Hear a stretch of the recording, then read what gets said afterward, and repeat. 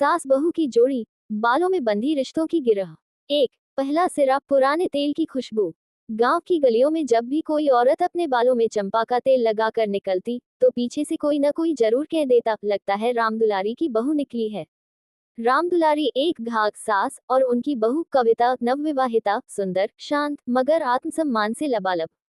जब कविता ब्याह कर इस घर में आई, तो उसकी चोटी में फूल नहीं, सपने जड़े थे। मगर सास रामदुलारी को नई बहुओं की तेज हवा पसंद नहीं थी। उन्हें पसंद था हर चीज में अनुशासन, और खासकर बहू के बालों में वो पुराना नारियल तेल, जो खुद उनके सास के जमाने से परंपरा में शामिल था। ये बाल क्या किसी टीवी ऐड के मॉडल की तरह उड़ रहे हैं? बहू, बाल गूंथो, चोटी कसो और थोड़ा तेल लगाया करो, इससे दिमाग भी ठंडा रहता है। कविता मुस्कुरा देती, अम्मा मैं सुबह लगाती हूँ, शायद शाम तक उड़ने लगते हैं। रामदुलारी के मन में कुछ खटका, लेकिन उन्होंने कुछ कहा नहीं।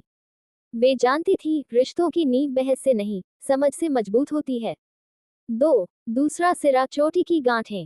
कुछ महीने बीते, कविता अब रामदुलारी के साथ रसोई में जुगलबंदी करने लगी थी। रोटियां बेलते बेलते बालों की बात छिड़ती। रामदुलारी बताती, जब मैं तेरी उम्र की थी, तब मेरे बाल कमर तक थे। नारियल तेल में थोड़ी सी रीठा मिलाती थी। कविता हंसती, अम्मा आप तो हेयर मास्टर निकली। चलो फिर, आज से आपकी स्टाइल में ट्राई करती हूँ। धीरे धीरे कविता ने अपने बालों में वो पुरानी परंपरा को अपनाना शुरू किया। नारियल तेल, रीठा, आंवला, शिकाकाई, सब कुछ। हर रविवार दोनों आंगन में बैठकर बालों की मालिश करती। गांव की औरतें कहती, रामदुलारी और उनकी बहू की जोड़ी तो जैसे सास बहू नहीं, माँ बेटी हो गई है। रिश्ता अब सिर्फ चोटी की गांठों में नहीं, दिल की गिरहों में भी बन चुका था। तीन, तीसरा सिरा, टूटे बाल और रिश्ते की परीक्षा। एक दिन कविता की चोटी में कंघी अटक गई। बहू, इतना उलझा क्यों रखा है?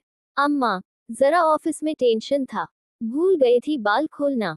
रामदुलारी ने धीरे से कंघी थामी और बोली, देख बहू, जैसे बालों की उलझन सुझाने में वक्त लगता है, वैसे ही जिंदगी की उलझनों में भी धैर्य चाहिए। मगर यह बातचीत ज्यादा दिन तक शांत नहीं रही। कविता को शहर से जॉब ऑफर आया था, बड़े पार्लर में हेयर स्टाइलिस्ट की नौकरी। अम्मा, वो दिल्ली में नौकरी का ऑफर आया है। रामदुलारी कुछ देर चुप रही, फिर बोली, दिल्ली में क्या करेगी? यहाँ तो सब पूछते हैं, कविता कहाँ है, आज कौन सा हेयर पैक लगाया? अब तू चली जाएगी तो यह आंगन सूना लगेगा। अम्मा, आप चलो मेरे साथ।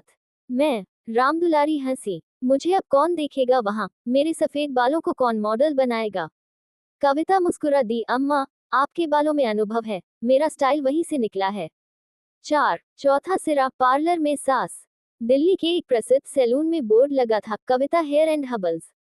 भीतर एक बूढ़ी महिला हाथ में तेल और रीठा लेकर बैठी थी, और सामने एक लड़की चुपचाप उनका काम देख रही थी।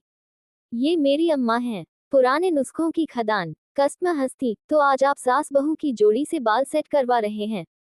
रामदुलारी अब पहले जैसी सास नहीं रही।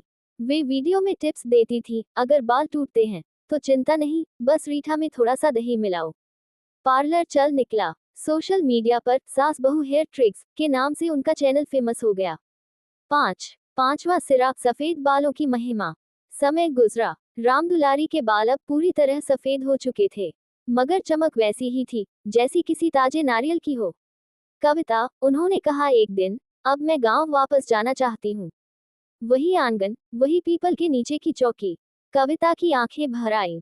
अम्मा, वहां मेरा मन कहाँ लगेगा? तेरे बालों में तो मेरी खुशबू बसी है। बस जब भी रीठा की खुशबू आए, समझ लेना अम्मा पास है।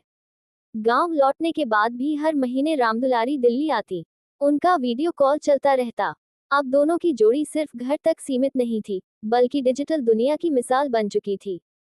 6, आखिरी सिरा, जोड़ी अमर। गांव की लड़कियां अब कहते हुए नहीं हिचकिचाती, हम भी सास बहू की तरह दोस्त बनेंगे। और शहर की बहुएं पूछती, रीठा डाले या दही?